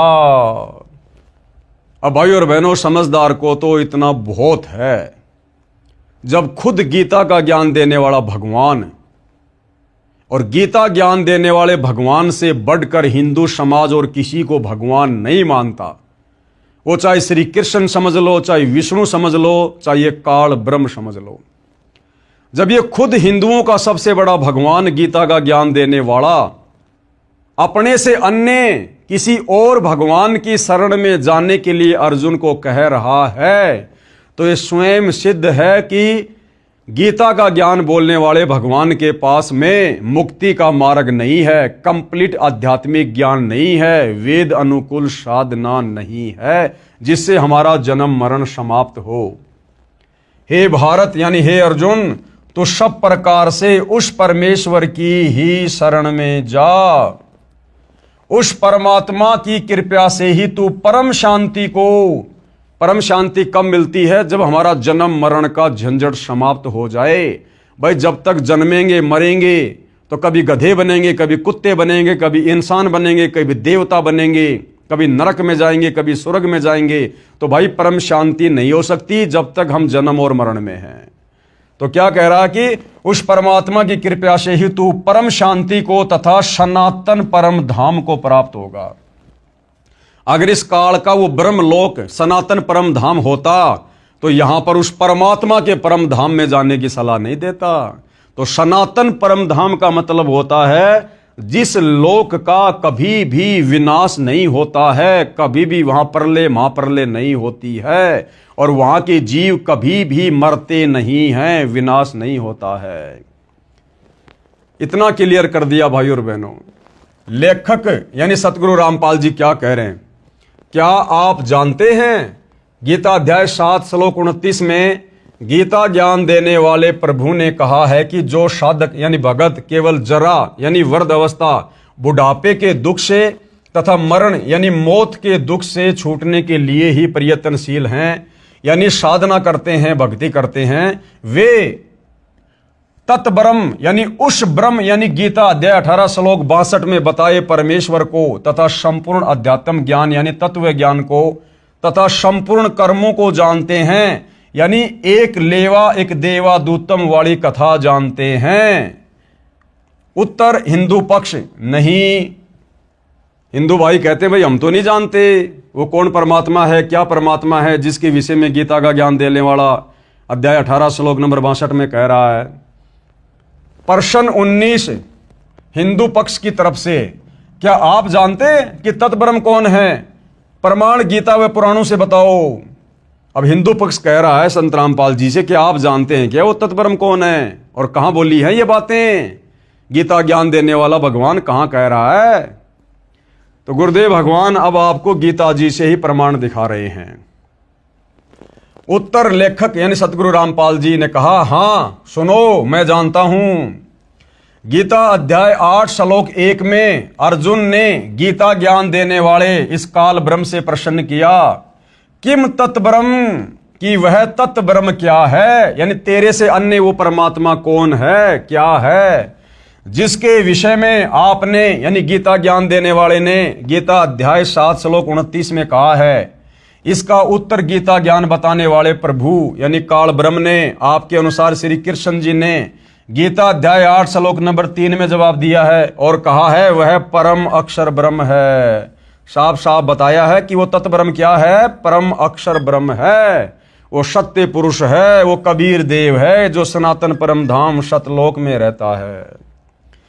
फिर इसी प्रसंग को आगे बढ़ाते हुए गीता ज्ञान देने वाले ने गीता के इसी अध्याय 8 के श्लोक 5 और 7 तथा श्लोक 8, 9, 10 में स्पष्ट किया है कि श्लोक 5 से 7 जो पुरुष अंत काल में मुझको ही सुमरण करता हुआ शरीर को त्याग कर जाता है वह मेरे साक्षात रूप को प्राप्त होता है, यानी काल रूप को प्राप्त होता है, ब्रह्मलोक में जाता है।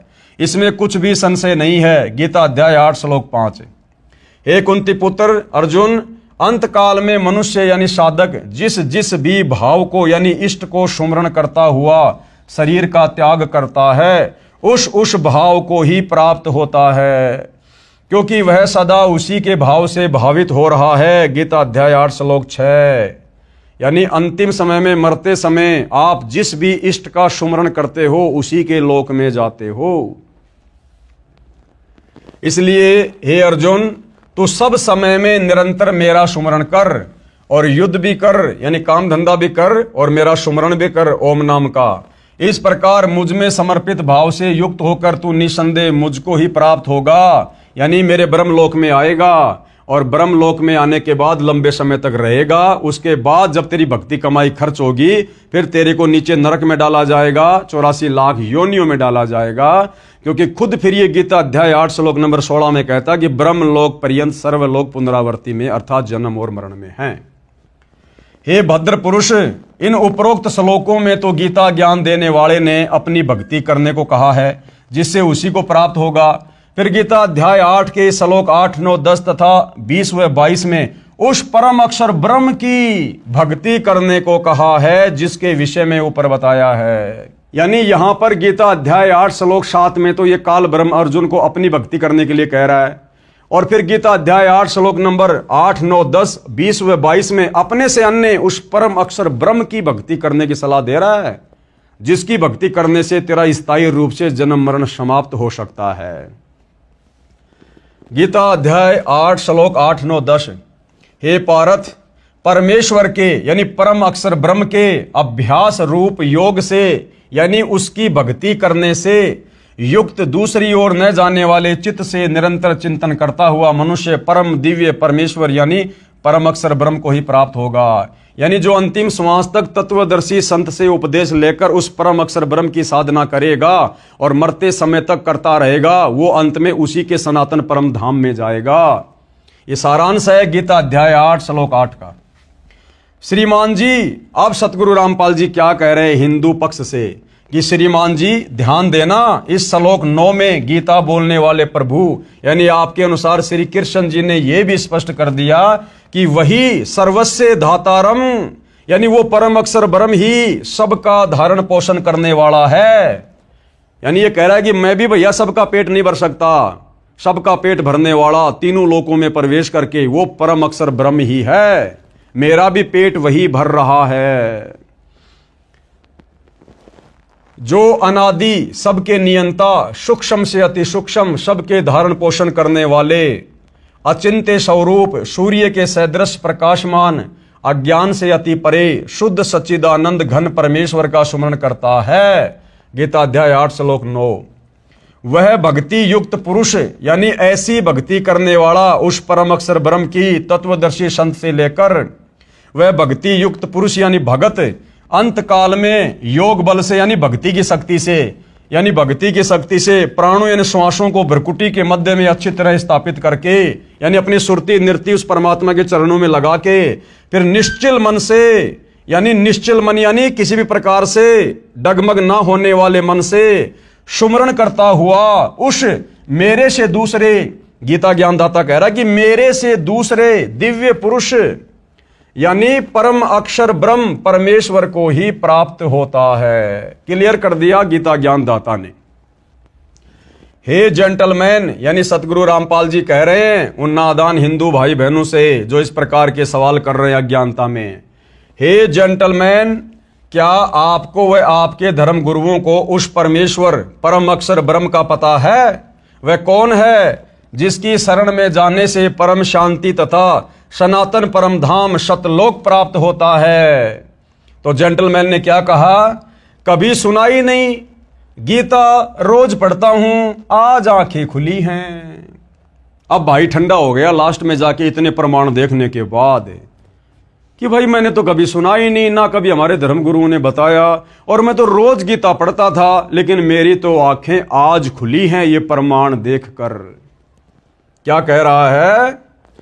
जेंटलमैन ने कहा कभी सुना ही नहीं, गीता नित्य पढ़ता हूं, आज आंखें खुली हैं।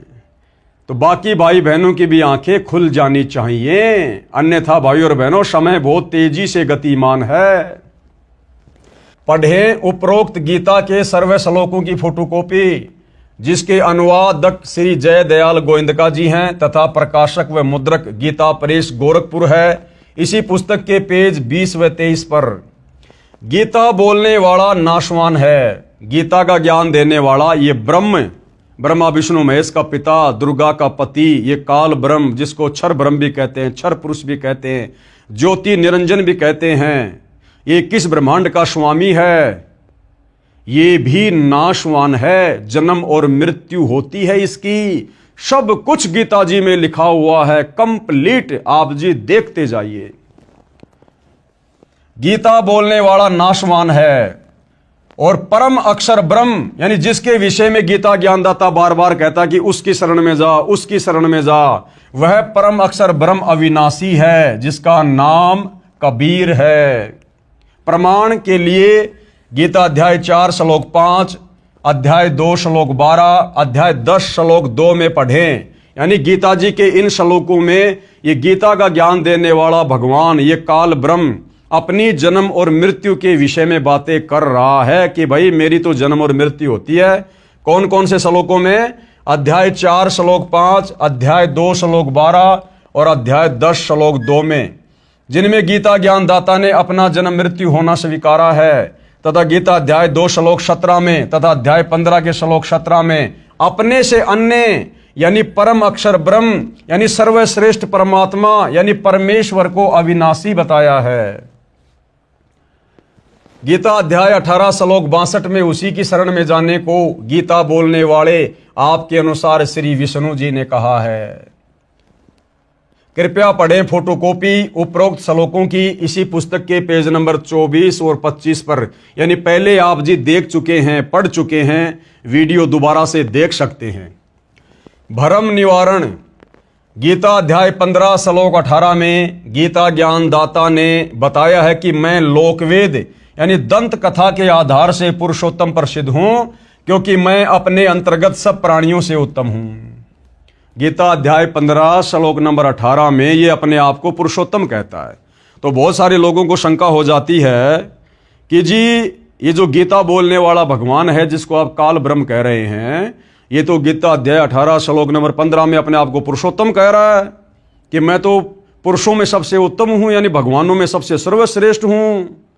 तो गुरुदेव भगवान कह रहे हैं कि भैया थोड़ा समझने की कोशिश करो, ये अपने आप को पुरुषोत्तम क्यों कह रहा है? अगर ये वास्तव में पुरुषोत्तम होता तो अपने से अन्य किसी और भगवान की शरण में जाने को नहीं कहता। यदि ये स्वयं ही पुरुषोत्तम होता तो ये स्वयं गीता अध्याय 15 श्लोक नंबर 17 में ये नहीं कहता कि उत्तम पुरुष है तू अन्य परमात्मा इति उदाहरते, यानी उत्तम पुरुष, उत्तम भगवान, सर्वश्रेष्ठ भगवान तो कोई और ही है जिसको परमात्मा कह सकते हैं। तो गीता अध्याय 15 श्लोक नंबर 18 में जो ये अपने विषय में पुरुषोत्तम कह रहा है, क्यों कह रहा है? ये कह रहा है कि मैं तो लोक वेद के आधार से पुरुषोत्तम बना हुआ हूं, यानी इन साधु संत महर्षियों को, ऋषियों को, इनको वेद ज्ञान नहीं था, गीता ज्ञान नहीं था, जिस कारण से मेरे से ऊपर उस अविनाशी परमात्मा की जानकारी ये प्राप्त नहीं कर पाए, और इन्होंने केवल मेरे को ही परमात्मा घोषित कर दिया, पुरुषों में उत्तम पुरुषोत्तम घोषित कर दिया कि भैया इस ब्रह्म से बढ़कर दूसरा कोई भगवान नहीं, कोई परमात्मा नहीं। जबकि ये ब्रह्म तो खुद गीता में बार बार अध्याय 18 श्लोक 66 में कह रहा कि तू उस परमेश्वर की शरण में जा। तो इन ऋषि मुनियों ने वेदों को अच्छे से पढ़ा नहीं, पढ़ा तो समझा नहीं, क्योंकि समझ में आएंगे तत्वदर्शी संत की शरण में आने से, और तत्वदर्शी संत इनको मिला नहीं, मिला तो इन्होंने स्वीकार नहीं किया मान बढ़ाई में आके, जिस कारण से ये लोग गीता के ज्ञान को समझ नहीं पाए, और इस ब्रह्म से ऊपर इन्होंने और किसी को भगवान नहीं माना, जिस कारण से ये लोग ब्रह्म को लोक वेद के माध्यम से, सुनी सुनाई बातों के माध्यम से पुरुषोत्तम कह रहे हैं। भ्रम निवारण गीता अध्याय 15 श्लोक 18 में गीता ज्ञानदाता ने बताया है कि मैं लोक वेद यानी दंत कथा के आधार से पुरुषोत्तम प्रसिद्ध हूं, क्योंकि मैं अपने अंतर्गत सब प्राणियों से उत्तम हूं, क्योंकि ये 21 ब्रह्मांड का राजा है, और ये बाकी जितने भी प्राणी हैं, देवी दुर्गा, ब्रह्मा विष्णु महेश, 33 करोड़ देवी देवता, 88,000 ऋषि, 9 नाथ 84 सिद्ध, बाकी यहाँ के छोटे मोटे गुरुजन, आचार्य, शंकराचार्य, ये सब इस काल के अंतर्गत हैं 21 ब्रह्मांड में। इसलिए लोक वेद के आधार से, दंत कथा के आधार से, गीता और वेदों का संपूर्ण ज्ञान ना होने की वजह से हमारे धर्मगुरुओं ने इस ब्रह्म से ऊपर किसी को जाना नहीं, पहचाना नहीं, गीता को समझ नहीं पाए। इस कारण से हमारे ऋषि मुनियों ने, धर्मगुरुओं ने इस ब्रह्म को ही पुरुषोत्तम घोषित कर दिया। तो ये गीता ज्ञानदाता कह रहा है कि भैया मैं पुरुषोत्तम नहीं हूं, मैंने तो गीता अध्याय 15 श्लोक नंबर 17 में बता दिया कि उत्तम पुरुष तू अन्य परमात्मा इति उदाहरते, ये लोक तरम अवश्य विभर्ति अवय ईश्वर है, कि भाई उत्तम परमेश्वर, उत्तम परमात्मा, उत्तम पुरुष, सर्वश्रेष्ठ भगवान तो मेरे से अन्य है, जो परम अक्षर ब्रह्म है, जो सनातन परम धाम में रहता है। विचार करो, गीता ज्ञानदाता ने गीता अध्याय 8 श्लोक 3 में परम अक्षर ब्रह्म अपने से अन्य बताया है, श्लोक 5 और 7 में अपनी भक्ति करने को कहा है, तथा गीता अध्याय 8 के श्लोक 8, 9, 10, 20 व 22 में अपने से अन्य परम अक्षर ब्रह्म, उस पुरुषोत्तम की यानी परम अक्षर पुरुष, सच्चिदानंद घन ब्रह्म यानी दिव्य परम पुरुष परमेश्वर की भक्ति करने को कहा है। फिर भला ये अपने आप को पुरुषोत्तम कैसे कहेगा? पुरुषोत्तम तो इसको हमारे ज्ञानहीन धर्म गुरुओं ने मान रखा है। गीता अध्याय 8 श्लोक 9 में भी उसी को सबका धारण पोषण करने वाला बताया है। इसी प्रकार गीता अध्याय 15 श्लोक 17 में अपने से अन्य परम अक्षर पुरुष को पुरुषोत्तम कहा है। उसी को सबका धारण पोषण करने वाला अविनाशी कहा है। फिर गीता अध्याय 15 श्लोक 18 में अपनी स्थिति बताई है कि मैं तो लोकवेद यानी सुनी सुनाई बातों दंत कथाओं के आधार से पुरुषोत्तम प्रसिद्ध हूं। वास्तव में पुरुषोत्तम तो ऊपर गीता अध्याय 15 श्लोक 17 में बता दिया कि वो परम अक्षर ब्रह्म है, जो तीनों लोकों में प्रवेश करके सबका धारण पोषण करता है, जो सतलोक में रहता है। कबीर देव कुछ एक व्यक्ति श्लोक 18 को पढ़कर कहते हैं कि देखो, गीता ज्ञान देने वाला अपने को पुरुषोत्तम कह रहा है, इससे अन्य कोई पुरुषोत्तम नहीं है। उसकी मूर्ख सोच का उत्तर ऊपर स्पष्ट कर दिया है।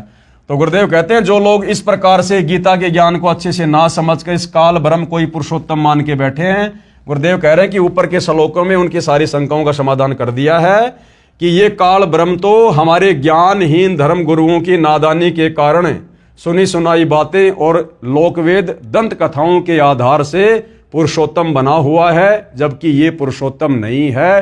पुरुषोत्तम तो परम अक्षर ब्रह्म है। और भाइयों और बहनों, निसंदेह वह परम अक्षर ब्रह्म वर्तमान में तत्वदर्शी संत की भूमिका में सतगुरु रामपाल जी के नाम से धरती पर प्रकट है। अन्यथा भाइयों और बहनों, इतना क्लियर इन धर्मशास्त्रों को सतयुग से लेकर आज तक किसी ने किया। ब्रह्मा जी ने भी क्लियर नहीं किया, विष्णु जी ने भी क्लियर नहीं किया। शंकर जी तो बेचारा तपस्वी है, वो तो ध्यान लगा के बैठा रहता है, उसको कहां से वेदों का ज्ञान होगा। और जब इन तीनों देवताओं को वेदों का ज्ञान नहीं है तो बाकी सभी तीनों देवताओं के अंतर्गत हैं। फिर इस धरती के तपस्वियों को, मुनियों को, ऋषियों को, आचार्य शंकराचार्यों को भला कहां से वेद ज्ञान, कहां से गीता ज्ञान होगा। तो भाइयों और बहनों, इस तत्वदर्शी संत की यानी सतगुरु रामपाल जी के द्वारा बताई गई साधना के अभाव में सतयुग से लेकर वर्तमान समय तक हमारे ये बड़े बड़े ऋषि मुनि महात्मा संत ये 184 योनियों में गोते खा रहे हैं। ये अपनी झूठी महिमा करके, वेद विरुद्ध साधना करके, तपस्या करके, समाधि लगा के, किसी को लाभ देके, किसी को श्राप देके दुनिया में झूठी महिमा बना के बैठे हुए थे। अब सतगुरु रामपाल जी ने आकर एडी से लेकर चोटी तक यानी एक छोटे से धर्मगुरु से लेकर और 21 ब्रह्मांड के स्वामी ज्योति निरंजन काल ब्रह्म तक की पोल पट्टी प्रमाणों के साथ हमारे ही पवित्र सदग्रंथों को दिखा दिखाकर खोल दी है। अब भी अगर कोई हिंदू धर्म से जुड़ा हुआ भाई बहन नहीं समझेगा तो भाई फिर धिक्कार है उसके जीवन को। और अभी तो शुरुआत है भाइयों और बहनों, और अभी तो इसके ऊपर तकरीबन 30-40 वीडियो बनेंगे। सब कुछ क्लियर करवा देंगे सतगुरु रामपाल जी परमेश्वर भक्ति चाहने वाली आत्माओं के लिए।